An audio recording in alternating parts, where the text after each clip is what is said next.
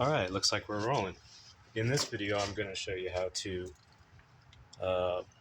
adjust all the timing on this Geo Metro. This is a 1998 1.0 cylinder, 3-cylinder 1.0, and the timing belt came off and all of the gearing is out of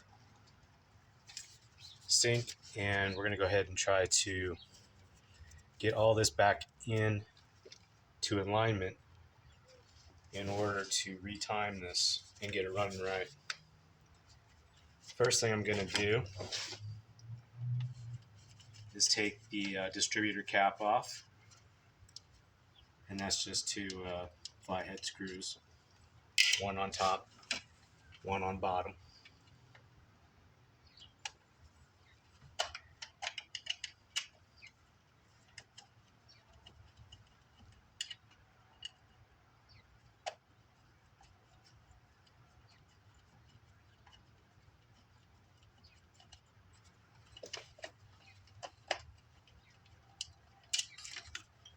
Okay, and this is our rotor. Second thing I'm going to do is I'm going to take the cap off and pull the spark plug out of the cylinder number 1. And so you know, this is cylinder 1, 2, and 3. And the firing order for the cylinders is 1, 3, 2. So as this rotor spins, it's going to fire 1, 3, 2 in that order. And this top section up here, that is your camshaft. The cam is inside here. The lower section, that's your crankshaft. And what we're going to be doing first is finding top dead center on this lower crankshaft. And that's just as simple as finding the top of this, except for one issue. And that is this lower port could be 180 degrees out of sync. So I'm going to take a look real quick.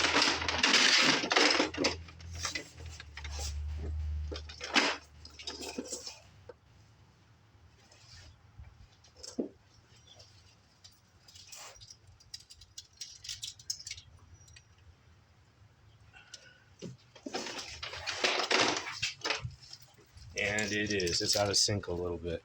So what you do is you take 3/8 dry wrench with a 17 millimeter socket, and it's kind of hard to see, but here, I'll show you. Down here you have these two little notches here, and they're supposed to line up. Let me see if I can.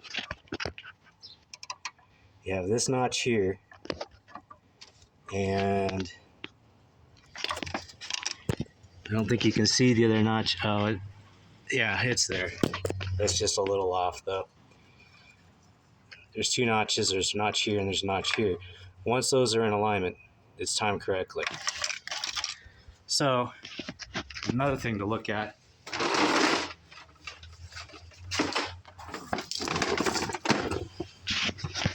is down here. You have this small pin right here. And let me see if I can get a light on there so I can show you.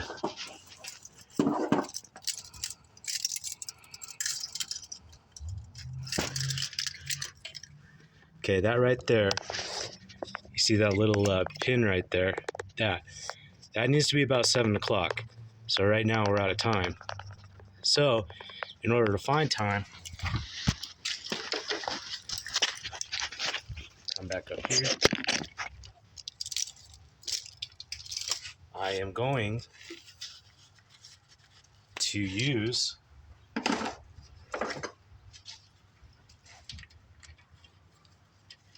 my compression tester in order to find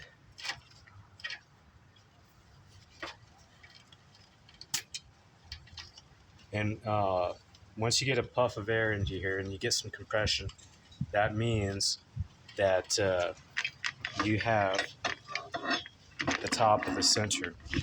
So it's going to be the top of the compression stroke, where it's compressing the gases and the fuel in order to explode them. So you rotate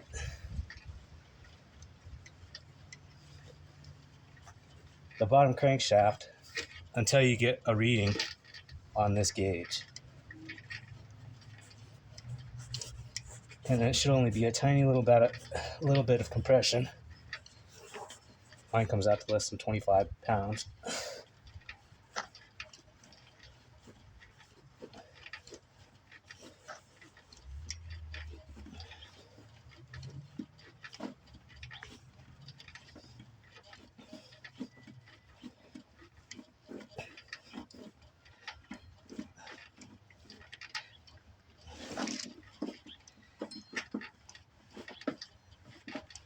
This is taking longer than I like, so I'm gonna throw a wrench on there.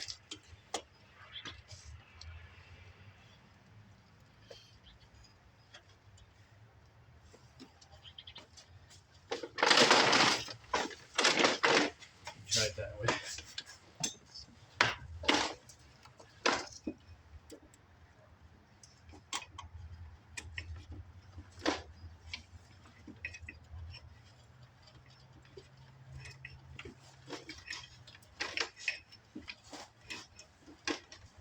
Okay, I just had a little puppy there in there, and I got up about 25 pounds. My compression might be a little low, but that's what I showed last time, so I think we're okay.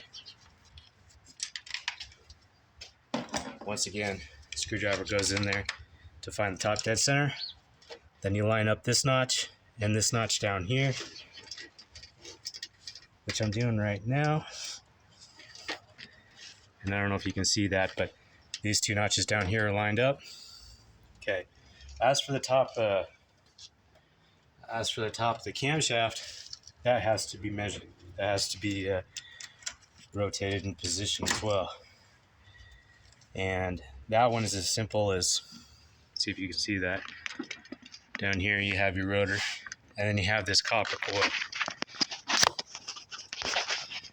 This thing right here.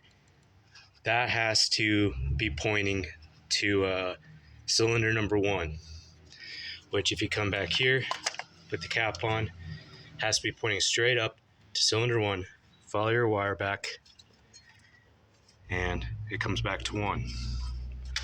Okay, so this has to be straight up in the air. So we're gonna rotate that to there.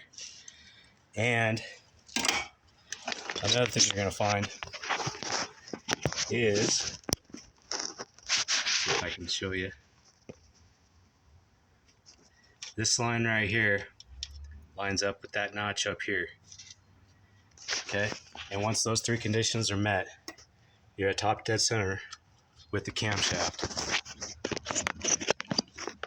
Okay, so once this is lined up correctly and the bottom portion is lined up correctly, then I put the timing belt back on.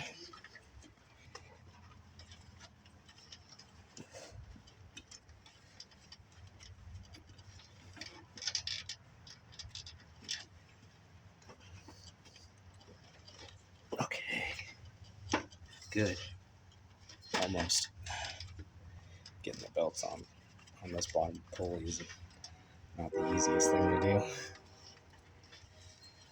All right, but you'll notice I still have this in here, but I removed this bottom screw, and I do that just to make it a lot easier to get this thing on here. And once you pull up on it, once you get your teeth set, you want to try to get it as close to center as possible. And you don't really want to be off any teeth, because it really kind of messes up your timing. So get it as close to the top as you can, and then just kind of slide it on there.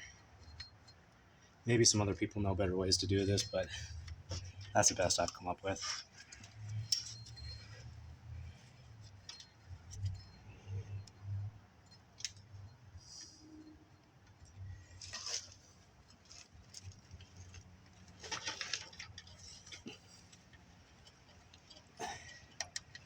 You kind of got to fight it.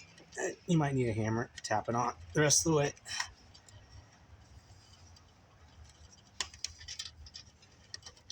Okay, that's good.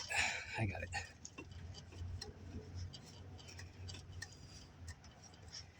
Okay. So both of them are aligned. Belt's back on there. Then you pop this thing back down into place. And from what I was told, I'm just going to hand tighten this right now. In fact, if you have the cover on there, you're going to have a different configuration. I'm just using a regular bolt because I really don't plan on putting my cover back on. Whether that's a good idea or not, I can't say. I'm just going to try it. So I don't recommend it, especially since it's not exactly manufacturer recommendation. But this spring goes back in there, and that's all the tension you're going to want on there. From what I understand, it's just spring tension. So I'm putting the spring back on, and that just connects at the bottom on this screw here.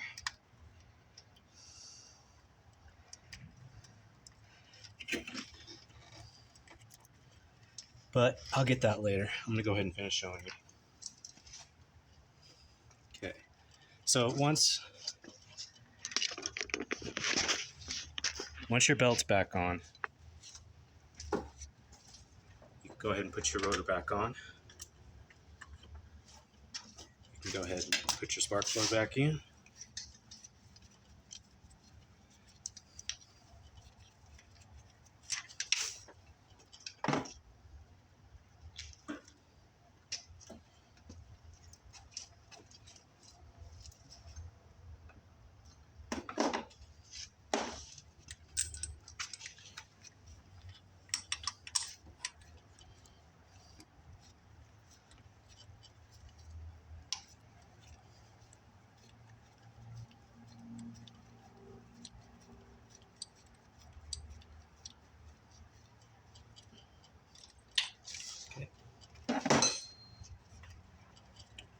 Spark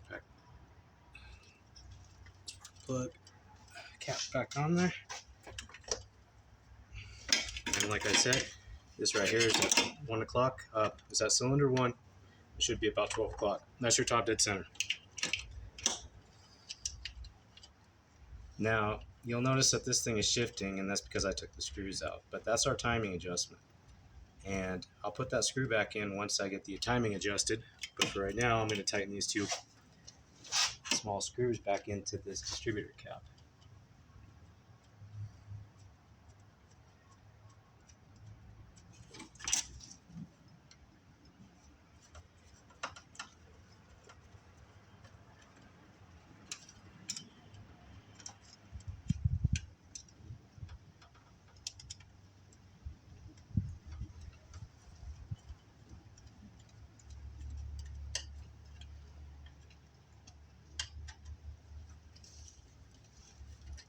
Okay, now you see this, like I said, I took this screw out. There's 2 of them, and they have a hex key on there, or star, and I took those out just so I can show you the timing. But otherwise, I think it should be ready to go, should be timed. I'm not putting the alternator back on it. I just want to show you that it does run, and I'll show you how to adjust the timing a little bit. So let me go and start it up.